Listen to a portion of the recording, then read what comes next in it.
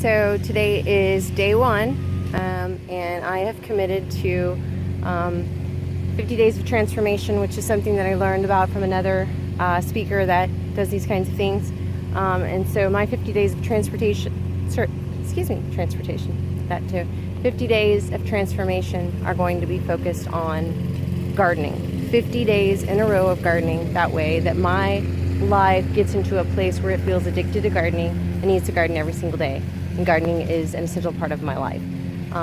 So what I'm going to do is let you hold me accountable, help me hold myself accountable to 50 days of gardening, at least 1 hour for 50 days, ideally 2, sometimes more if it is even available, especially this time of year. And I will also help to begin creating a journal for myself of what I've done in the garden. So today I'm working at my space at the Learning Garden at Tom Graham Park. I am the executive director of Grow Local South Texas, if you didn't already know that. And this is one of the gardens that I participate in, including my home garden, and hopefully in the future some of your gardens as well. But today I am working on basically rebuilding old past rows. So this is raised row gardening. I also work in permaculture or companion planting, intensive planting, compost layering in rows, that kind of stuff. That's the way I work in this garden. It's also a spiral. The garden is a spiral outside of the edging around it.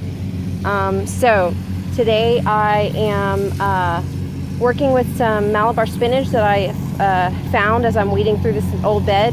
I like volunteer plants. I like reseeding plants, so I do a lot of reseeding myself. And then once a plant comes back up from on its own, it's a little hardier, Texas hardy, and zone 9 hardy. So I'm going back through this bed, cleaning it up. I'm pulling dirt out of the footpaths to put up on the rows to raise the rows back up again, and then filling my footpaths in with the plant stuff that I'm cutting off. I'm just putting that down low.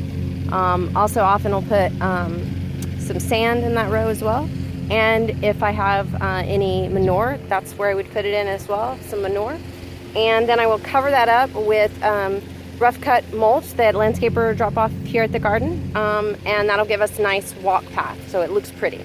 So that's what I'm doing today, is continuing to prep beds, prep rows, and the whole time I'm planting heavily with all different kinds of seeds, flowering plants, then also my annual vegetables, some of my annual winter flowers, and just pretty much getting everything in the ground that we can get in the ground right now.